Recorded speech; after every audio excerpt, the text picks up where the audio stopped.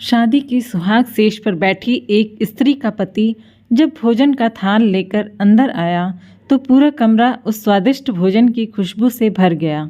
रोमांचित उस स्त्री ने अपने पति से निवेदन किया कि माँ जी को भी यहीं बुला लेते हैं तो हम तीनों बैठकर भोजन करते हैं। पति ने कहा, छोड़ो उन्हें, वो खाकर सो गई होंगी, आओ हम साथ में भोजन करते हैं। प्यार से उस स्त्री ने पुनः अपने पति से कहा, नहीं, मैं उन्हें खाते हुए मैंने नहीं देखा है। तो पति ने जवाब दिया, क्यों तुम जिद कर रही हो? शादी के कार्यों में थक गई होंगी, इसलिए सो गई होंगी। नींद टूटेगी तो खुद ही भोजन कर लेंगी। तुम आओ, हम प्यार से खाना खाते हैं। उस स्त्री ने तुरंत डाइवोर्स लेने का फैसला कर लिया और डाइवोर्स लेकर उसने दूसरी शादी भी कर ली। इधर उसके पहले पति ने भी दूसरी शादी कर ली। दोनों अलग अलग सुखी घर गृहस्थी बसाकर खुशी खुशी रहने लगे। इधर उस स्त्री के 2 बच्चे हुए जो बहुत ही सुशील आज्ञाकारी थे। जब वह स्त्री 60 वर्ष की हुई तो वह बेटों को बोली, मैं चारों धाम की यात्रा करना चाहती हूँ ताकि तुम्हारे सुखमय जीवन के लिए प्रार्थना कर सकूं।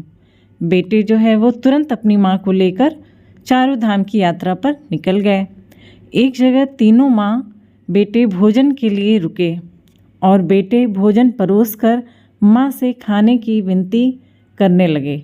उसी समय उस स्त्री की नज़र सामने एक फटे हाल, भूखे और गंदे से एक वृद्ध पुरुष पर पड़ी जो इस स्त्री को भोजन और बेटों की तरफ बहुत ही कातर नज़र से देख रहा था। उस स्त्री को उस पर दया आ गई।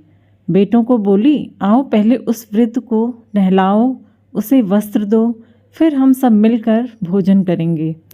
बेटे जब उस वृद्ध को नहलाकर कपड़े पहनाकर उसे स्त्री के सामने लाए तो यह स्त्री देखकर आश्चर्यचकित रह गई।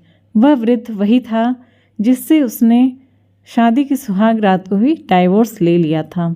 उसने उससे पूछा कि क्या हो गया जो तुम्हारी हालत इतनी दयनीय हो चुकी है। उस वृद्ध ने नज़र झुकाकर कहा, सब कुछ होते हुए भी मेरे बच्चे मुझे भोजन नहीं देते थे, मेरा तिरस्कार करते थे, मुझे घर से बाहर निकाल दिया।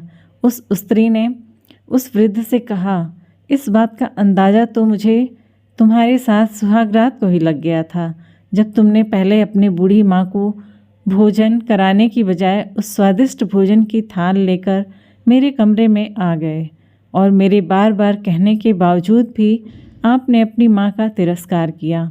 उसी का फल आज आप भोग रहे हैं। जैसा व्यवहार हम अपने बुजुर्गों के साथ करेंगे उसे देख देख कर हमारे बच्चों में भी यह गुण आता है और शायद यही परंपरा होती है, ऐसा बच्चे सोचते हैं। कहानी अगर अच्छी लगी हो तो लाइक, सब्सक्राइब, शेयर ज़रूर करें और अपनी राय कमेंट बॉक्स में दें। Thank you for watching. जय हिंद, जय भारत।